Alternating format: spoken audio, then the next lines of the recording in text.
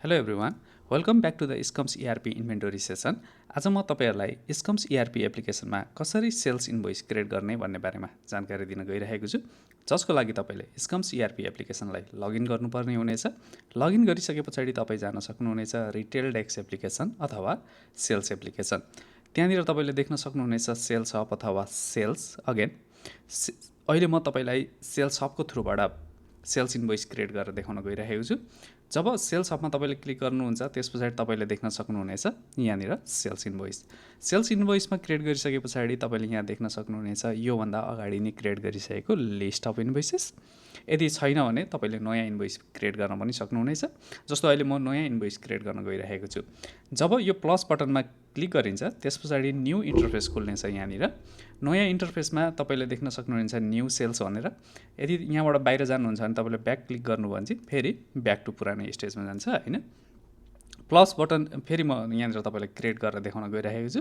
जस्तो यहाँनिर रहेको छ न्यू इन्टरफेसमा कस्टमर तपाईँले सर्च गर्न सक्नुहुन्छ यो इन्भोइस कसलाई क्रिएट गर्दै हुन्छ होइन, कुन कस्टमरलाई चाहिँ क्रेडिटमा सेल्स गर्दै हुन्छ।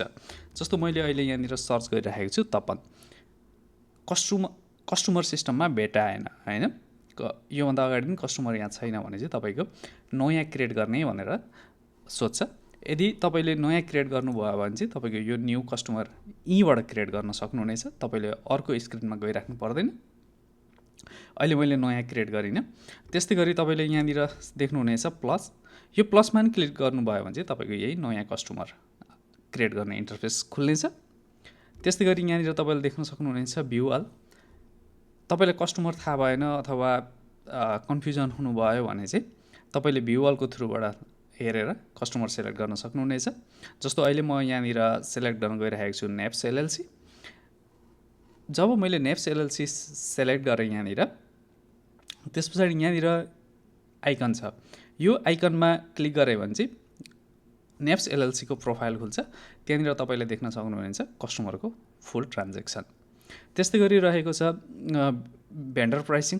मतलब योभन्दा अगाडि नेप्स एलएलसीलाई तपाईँले सामान कन्टिन्यू बेचिराख्नु भएको छ र उसलाई फिक्स प्राइसमा उसको आफ्नै प्राइसमा चाहिँ सेल्स गरिराख्नु भएको छ भने चाहिँ तपाईँले भेन्डर प्राइसमा क्लिक गर्नुभयो भने चाहिँ कस्टमर स्पेसिफिक आइटमको प्राइस चाहिँ तपाईँले यहाँनिर पाउनुहुनेछ होइन। यो सेक्सनमा तपाईँले देख्न सक्नुहुनेछ। त्यस्तै गरी यहाँनिर रहेको छ ड्राफ्ट, अन्डर रिभ्यू र पब्लिस। जस्तो ड्राफ्ट र अन्डर रिभ्यूमा इन्भोइसलाई तपाईँले राख्नुभयो भने यो इन्भोइस तपाईँको फाइनल एकाउन्टमा ट्रिटमेन्ट हुँदैन। मतलब जर्नल भाउचर क्रिएट हुँदैन इन्भोइसको है। त्यसै गरी पब्लिसमा राख्नुभयो भने चाहिँ सिस्टमले अटोमेटिकल्ली तपाईँको final accounting journal voucher create गरिदिन्छ सेल्सको। त्यस्तै गरी रहेको छ यहाँनिर सर्च। तपाईँले बारकोडको थ्रुबाट पनि सर्च गर्न सक्नुहुनेछ अथवा आइटमको नाम लेखेर पनि तपाईँले सर्च गर्न सक्नुहुनेछ। त्यस्तै गरी यहाँनिर रहेको छ रिफ्रेस बटन।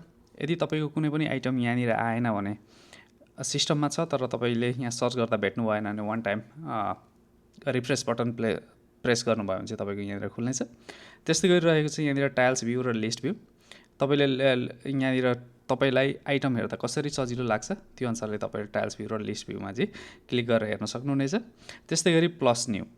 यो प्लस न्यूमा क्लिक गर्नु भने चाहिँ तपाईँको यहाँनिर तपाईँले on the fly item sales गर्दा गर्दै चाहिँ नयाँ प्रोडक्ट क्रिएट गर्न सक्नुहुनेछ। त्यस्तै गरी रहेको छ यहाँनिर अल, इन स्टक र आउट अफ द स्टक होइन। जस्तो स्टकमा चाहिँ अहिले मैले अलमा क्लिक गरेकोले गर्दा यो आउट अफ स्टकको आइटम पनि देखाइराखेको छ है। जस्तो इन स्टक गऱ्यो भने चाहिँ एभाइलेबल स्टकको आइटम मात्रै यहाँनिर देखाउँछ। त्यस्तै आउट अफ द स्टकमा क्लिक गऱ्यो भने आउट अफ द स्टक भएको आइटम मात्रै देखाउँछ। जस्तो लो जुन आइटमको तपाईँको लो क्वान्टिटी भइरहेको छ यहाँनिर 141 भनेको चाहिँ यो आइटमको चाहिँ कतिवटा क्वान्टिटी छ भनेर चाहिँ एभाइलेबल क्वान्टिटी चाहिँ यहाँ लो हुँदै गइरहेको चाहिँ यहाँ माथि देख्न सकिन्छ। त्यस्तै लो क्वान्टिटीको अन्डरमा तपाईँले रिस्टक पनि देख्न सक्नुहुनेछ। सँगसँगै आउट अफ द स्टकको पनि तपाईँले यहाँ आइटमलाई होभर गर्नुभए पछाडि चाहिँ तपाईँले रिस्टक देख्नुहुन्छ। जति बेला रिस्टकमा क्लिक गर्नुहुन्छ त्यस पछाडि तपाईँको यो फर्म खुल्छ र तपाईँले या त आइटमलाई यहीँबाट पर्चेस पनि गर्न सक्नुभयो। जस्तो यहाँ क्लिक गर्नुभयो भने चाहिँ तपाईँको पर्चेस फ्लोमा जान्छ फेरि होइन। जस्तो ओपनिङ स्टकको थ्रुबाट जस्तो रिस्टक मात्रै गर्नुहुन्छ तपाईँ पर्चेसबाट गर्नुहुन्न होइन। खालि ओपनिङ स्टकको एडजस्टमेन्ट मात्रै गर्नुहुन्छ भने चाहिँ तपाईँले यहाँनिर क्लिक गरेर एडजस्टमेन्ट गर्न सक्नुहुनेछ होइन। यसको इम्प्याक्ट के पार्छ भनेर चाहिँ तपाईँले यहाँनिर देखाइराखेको छ है, यहीँनिर एसेस गरिराखेको छ सिस्टमले, यसलाई फलो गरेर गर्न सक्नुहुनेछ होइन। जस्तो अहिले म यहाँनिर सेलेक्ट गर्न गइरहेको छु म्याकबुक प्रो म्याक्स, जस्तो यसलाई मैले प्राइस इन्क्रिज गरेँ 2,95,000 होइन, मैले 3 लाखमा सेल्स गरेको देखाइराखेको छु होइन। जस्तो यहाँनिर अहिले नाउ अन्ली छ होइन, यो चेन्ज भएको प्राइस चाहिँ अहिलेको मात्रै लागि हो अथवा पर्मानेन्ट गर्ने हो भनेर चाहिँ तपाईँले यहाँनिर गएर यो कस्टमर स्पेसिफिकको लागि मात्रै सेट गर्ने हो कि नेक्स्ट टाइम सेल्स गर्दा यो कस्टमरलाई चाहिँ यही प्राइसमा यो प्रडक्ट चाहिँ सेल्स गर्ने हो कि होइन। ग्लोबल मिन्स रिमेनिङ फर्दर यो आइटमको प्राइस चाहिँ तपाईँ इन्क्रिज गर्दै हुन्छ होइन। पहिला सेट गरेको प्राइसभन्दा भने चाहिँ तपाईँले ग्लोबल सेट गर्नु भने चाहिँ इन फ्युचरकोमा आउने प्राइस चाहिँ सबै यही प्राइसमा आउँछ है। त्यस्तै गरी यहाँनिर जस्तो आइटम सेलेक्ट गर्दाखेरि तपाईँले फुल्ली किबोर्ड नेभिगेट गरेर गर्न सक्नुहुन्छ होइन। जस्तो यहाँनिर तपाईँले देख्नुभयो जुन यो मैले ज्याकेट आइटम सेलेक्ट गरेँ, यसको प्राइस थियो 990 रुपियाँ र योभन्दा अगाडि नि तपाईँको सिस्टमले अगाडि नै डिस्काउन्ट चाहिँ सेट गरेर छोड्या रहेछ होइन। 1% डिस्काउन्टले दिँदाखेरि चाहिँ 9 रुपियाँ 90 पैसा तपाईँको डिस्काउन्ट दिइसक्यो। यहाँ तल पनि तपाईँले आइटम डिस्काउन्ट भनेर देख्न सक्नुहुनेछ होइन।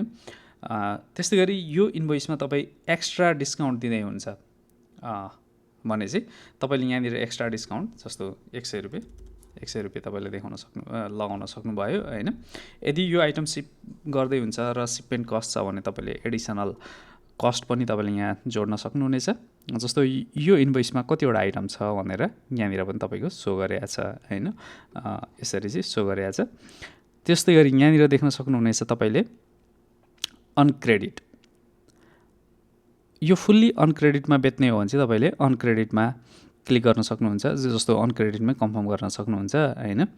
अथवा तपाईँको अहिले पार्सियली पेमेन्ट गर्ने अथवा क्यास इन ह्यान्डमा सेल्स गर्ने हो कि तपाईँको ब्याङ्कबाट रिसिभ गर्ने हो, चेक रिसिभ गर्ने हो, तपाईँको पेमेन्ट मेथड एभाइलेबल मेथडको थ्रुबाट तपाईँले गर्न सक्नुहुन्छ यहाँनिर। अहिले म चाहिँ तपाईँलाई फुल्ली क्रेडिटमा सेल्स गर्न गइरहेको छु होइन। जस्तो क्रेडिटमा कन्फर्म क्रेडिट सेल्स गऱ्यो भने चाहिँ यो सेल्स हुन्छ। योभन्दा अगाडि मैले तपाईँलाई देखाउन गएँ यहाँनिर जुन यो वाट छ, यसमा भनेको चाहिँ यो स्क्रिनलाई तपाईँले फुल्ली किबोर्डको थ्रुबाट विदाउट माउस चाहिँ चलाउन सक्नुहुन्छ। सबै सर्टकटहरू यहाँ राखिदिएको छ होइन।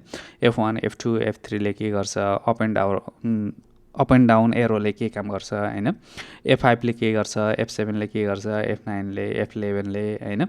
जस्तो F11ले न्यू प्रडक्ट क्रिएट गर्ने भनेछ, जस्तो अघि मैले यहाँनिर क्लिक गर्दा अथवा तपाईँले F11 प्रेस गर्दाखेरि चाहिँ हुने एउटै नै हो तपाईँको। जस्तो यहाँनिर मेरो अहिले उसमा फुल स्क्रिन मोडमा भएकोले गर्दाखेरि गरेन होइन। यसरी चाहिँ तपाईँले सर्टकटको थ्रुबाट पनि यो स्क्रिनलाई चाहिँ फुल्ली चलाउन सक्नुहुन्छ। जस्तो अहिले मैले कन्फर्म क्रेडिट सेल्स गरेँ होइन। जस्तो आइटम सेल्स भइसक्यो कस्टमरलाई, स्पेसिफिक कस्टमरलाई इन्भोइस क्रिएट भइसक्यो है। तपाईँले प्रिन्ट इन्भोइस गर्ने कि होइन वाट्सएपमा सेन्ड गर्ने कि वाट्सएप इनेबल गरेको छैन यो T9 को लागि, जस्तो इमेलमा इन्भोइस सेन्ड गर्ने कि तपाईँले अथवा फेरि न्यू सेल्स गर्ने होइन। प्रिन्ट इन्भोइस गर्नुभयो भने चाहिँ तपाईँको प्रिडिफाइन्ड टेम्प्लेट अनुसार चाहिँ तपाईँको